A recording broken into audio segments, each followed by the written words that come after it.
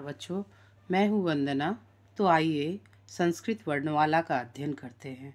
संस्कृत वर्णमाला का अध्ययन अत्यंत आवश्यक है, क्योंकि जब हम इसके वर्णमाला को अच्छे रूप से समझ लेते हैं तभी हम इसके संधि, समास और बहुत सारे चीज़ ऐसे हैं जिसका हम अच्छे से अध्ययन कर सकते हैं। इसलिए वर्णमाला चूँकि किसी भी भाषा की सबसे छोटी इकाई है, इसलिए इसके जानने के बाद ही और चीज़ें जो उस भाषा में है उसका हम अध्ययन कर सकते हैं। तो क्यों ना हम वर्णमाला को सबसे अच्छी तरीके से समझें। तो चलिए, हम लोगों ने स्वर और व्यंजन का अध्ययन कर लिया है। अब व्यंजन के कुछ और अंश छूटे हुए हैं जिसे हम देख लेते हैं, क्योंकि वो आवश्यक है आगे के लिए। तो प्रत्येक व्यंजन स्वर रहित होता है। क्या होता है? प्रत्येक व्यंजन स्वर रहित होता है। अब हमने देखा था पहले कि जो व्यंजन होते हैं वह स्वर के बगैर नहीं बोले जा सकते हैं। अब यहाँ हम देख रहे हैं प्रत्येक व्यंजन स्वर रहित होते हैं, अर्थात जब हम व्यंजन लिखते हैं तो उसमें स्वर नहीं होता है। ठीक है, जैसे वो व्यंजन स्वर रहित किस स्थिति में है वो हमें हलंत से पता चलता है। जब किसी व्यंजन में क हलंत लगा रहता है या प हलंत लगा है या च हलंत लगा। हलंत का मतलब है कि अभी तक इसमें क्या नहीं है, अभी तक इसमें किसी प्रकार से स्वर नहीं लगाए गए हैं, और जब तक हम व्यंजन में स्वर न ले आए तो वह पूर्ण स्वर नहीं होता है। इसीलिए अभी अभी तक ये क्या है, क हलंत, अर्थात ये अर्ध व्यंजन है, ये अभी पूरा व्यंजन नहीं हुआ है। जब हम क में क में जब हम क में क जोड़ अ कर देते हैं, क हलंत जोड़ अ कर देते हैं, तब यह क हो जाता है। यहाँ से हमने हलंत हटा दिया। क हलंत जोड़ अ इक्वल टू पूरा क। ये आधा क है। जब तक इसमें स्वर नहीं मिला होता है तो इसमें हलंत लगा रहेगा। जब इसमें स्वर मिल गया, हमने दोनों को मिला दिया, तो ये पूर्ण क हो गया, और यहाँ से हमने हलंत को हटा दिया, तो यह पूर्ण व्यंजन हो गया, पूर्ण व्यंजन क। ठीक है, तो चलिए, प्रत्येक व्यंजन स्वर रहित होता है, इसलिए उसके नीचे हलंत हलंत ये हलंत है, क्षम्यता। प्रत्येक व्यंजन स्वर रहित होता है, इसलिए उसके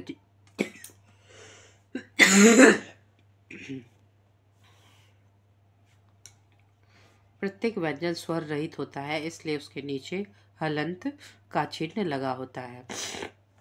जब किसी व्यंजन में स्वर प्रयुक्त हो जाता है, जब हम स्वर लगा देते हैं, तो क्या होता है, हलंत का चिन्ह का लोप हो जाता है। जैसे हमने क हलंत जोड़ अ लगा दिया, इसमें स्वर लगा दिया, तो क्या हुआ, इस जो ये हलंत का चिन्ह है, ऐसे क हलंत च हलंत, तो इसमें हलंत का स्वर आते ही हलंत का लोप हो जाएगा।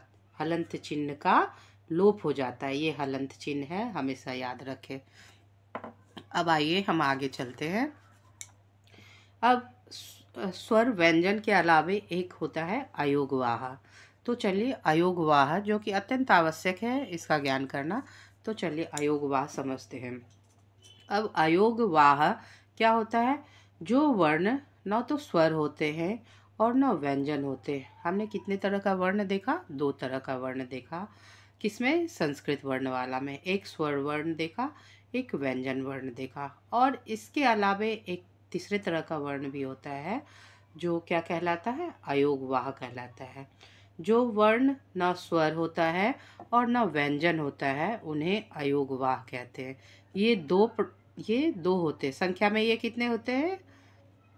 नंबर कितने होते हैं इनके अयोगवाह के? 2 होते हैं।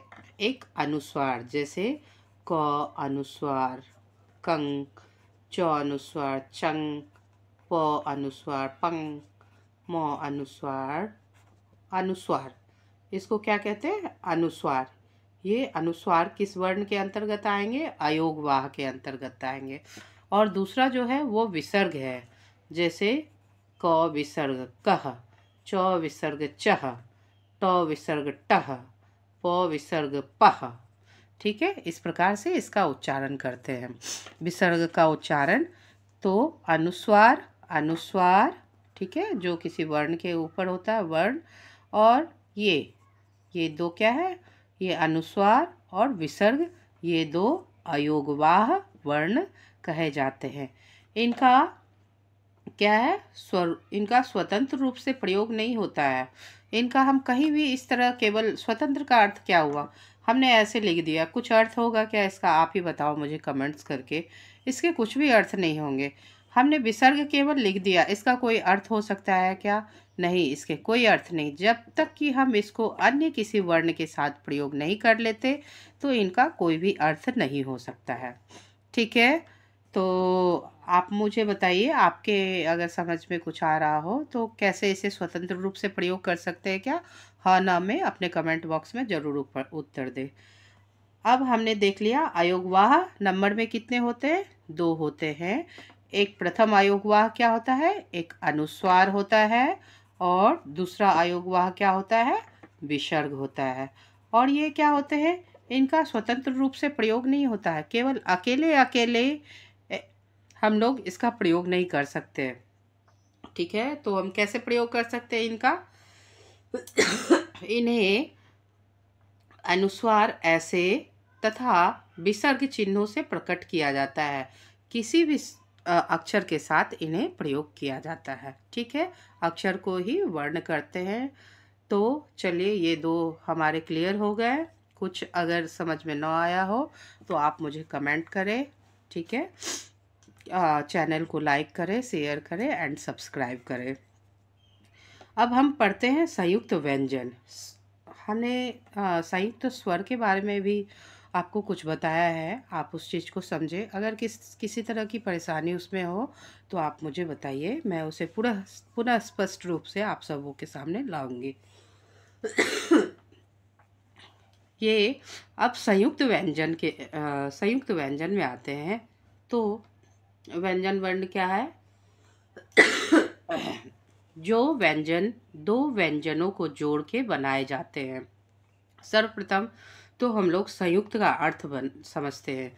जैसे एक हाथ है, 2 हाथ है, हमने दोनों को मिला दिया तो हम क्या बोलेंगे, ये संयुक्त हाथ है। ठीक है, संयुक्त हाथ के द्वारा ही हम किसी को प्रणाम कर सकते हैं। एक एकाकी हाथ के